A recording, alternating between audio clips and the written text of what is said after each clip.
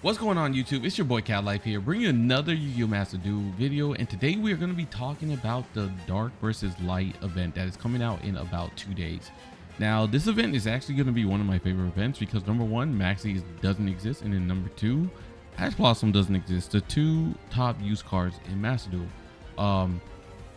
So what I like about this event too is that they doing a versus, so either you're on the dark side or you're on the light side. So I just want to go ahead and talk about the different amount of decks that you can play for this event. Now, originally I started out with a light deck, which is going to be pure Runic. I feel like Runic is going to be really good here, and just because of the fact that you can't stop Runic Fountain ever, and on top of that they're not going to be able to stop you're hugging unless they have effect failures or imperms. So what I suggest you could do is you could run a build similar to this. However, if you notice that you're going against effect failures a lot, which I don't think you will be because it's supposed to be light versus dark, so maybe only light decks go against dark decks, which would mean you're probably never going to see effect failure. So you probably don't have to side in any Call by the Grave, but just side in Crossout Designator and some imperms to go ahead and stop them. But yeah, this deck is basically unhit. As you can see, every Runic card is free, and I actually end up throwing in some Ultimate Slayers. I wish I had 3 copies, but I only have 2. But Ultimate Slayer, you can basically use this, get rid of Elder Entes, which is a light as well, and then that can pop a card in the field. We also using it with Chaos Goddess and some other Exceeds and Links. That's all they're here for. It's literally here just for Ultimate Slayer. And then we also have Nib, which is pretty good, so this goes strong against combo decks. So yeah, I feel like this deck is really good, going first, going second. So that's just one deck. Another deck that you can also play, me and my stream talked about it, is Drytrons. Drytrons is literally unhit. This deck is going to be fantastic in this event. As you can see, all Drytrons is unhit. Herald, it has also been unhit. So the only thing there is just Herald of the Orange Light. And then the other card, which is Cyber Angel, is also unhit. So as you can see, you got the Petite Angel right there. You have the Ben 10. So yeah, another deck that you can play for light. Another interesting deck is Exo Sisters. Exo Sisters is basically unhit besides for packs, but honestly, having 1 packs is not bad because there's no Ash, so there's really no stopping this card, right? So no Ash Blossom, so you're not ever going to see this. It's to be stopped. Martha can't be stopped either. The only thing that's going to literally hit them is Imperm and Evenlies. But that's pretty much it. So light has pretty good cards going for them, and I feel like you should at least try to give it a chance. If you wanted to as well, you can also play another deck, which is going to be Galaxy Eyes. As you guys can see, Galaxy Eyes is basically a free deck as well if you wanted to play Galaxy Eyes. So this deck can really shine, I feel like, in this event, because half the hand traps just aren't there to literally hit this. So Galaxy Eyes is OTK. You can literally just end an opponent. But yeah, that's what I think will happen with the lights. Now, as far as dark, I also made a dark deck, and I was actually liking it quite a bit. Actually got to edit it a little bit. We ended up getting rid of this, and we ended up playing something else. Let me go find it real quick. But yeah, as you can see, Dark Magicians is actually not bad in the event. I feel like Dark Magicians can really shine, in my opinion. Let me go ahead and show you guys. So here's my duel room, and this is the Dark Magician deck I was playing based on the event. This deck was really doing well. I don't think I took a single loss with this deck, so it was really nice because DPE is basically really free in the event. And then on top of that, you can also use Instant Contact for another level 7. Let's say if you wanted to go into the Ablosis and you have a Dark Magician on field, you could go into that. if you ever have a chance of going into Borderless Savage Dragon, which you might end up doing as well, which is really cool, because you can see Assault Synchron is a 2, and then like Dark Magician Girl along with Apprentice is level 6s. So this basically makes level 8s for you. Most likely you'll have like a link engraved so you can get that effect off. Verte is basically free for the most part, unless there's like an imperm to stop you or a Veiler.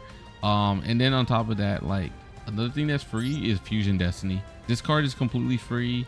You can get that off of the Keep with Dragon Magic, which can also end up grabbing the Eye of Tamias. So it's really cool. Just it's like something that you could do. But just so I can show you, like I'm not joking, like I feel like the deck was really doing its thing. Let me just go ahead and I guess I could show this replay real quick. But yeah, these decks are, I don't know, I feel like they're very interesting. So I'm just gonna show you at least one Dark Magician replay, and I will end up showing you another replay with Runic. So as you can see, our hand is actually pretty decent. We're gonna use Preparation of Rites to grab ourselves Illusion of Chaos, and then we can use Magician of Souls to toss out the Dark Magician to summon out ourselves a Dark Magician. We can use Rod here to then go ahead and try to get something, but it does get imperm, but it's okay. We go into Chaos Angel. Now, because we made Chaos Angel, Dark Monsters cannot be destroyed by battle because we use Dark Monsters. So the only thing that he could have done here is Regeki Me, which he ends up doing. And he is playing a Time Thief deck. I think Time Thief is actually pretty good in this event too, to be honest.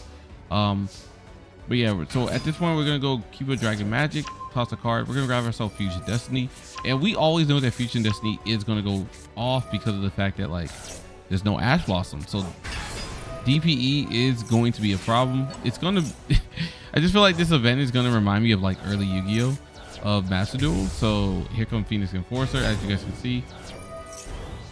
And one mistake I ended up making here, I wanted to use Magic Karibo to summon out Dark Magician Girl, but I forgot that Fusion Destiny actually does stop you from special summoning for the rest of the turn. So it is unfortunate, but as you can see, like we're just gonna use DPE, pop this, and like it's just basically free. Like what you can just do, like dark I feel like it's pretty good right now, especially for this event. So we're just going to attack, and then we're gonna get the nice little animation.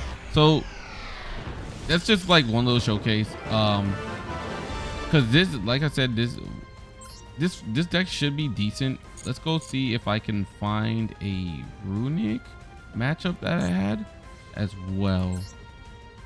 So let's see, Runic matchup. See if I can. Here we go.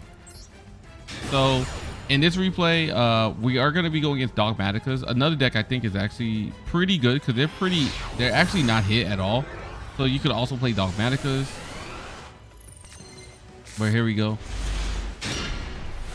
So like I said, like everything's basically free in this event. So like you're not ever gonna get stopped by Ash. Dogmatica is always gonna be free. Unfortunately for him, he opened up double talents, which is pretty useless against me. We're gonna Lightning Storm just because it's gonna be very hard to ever use that card again.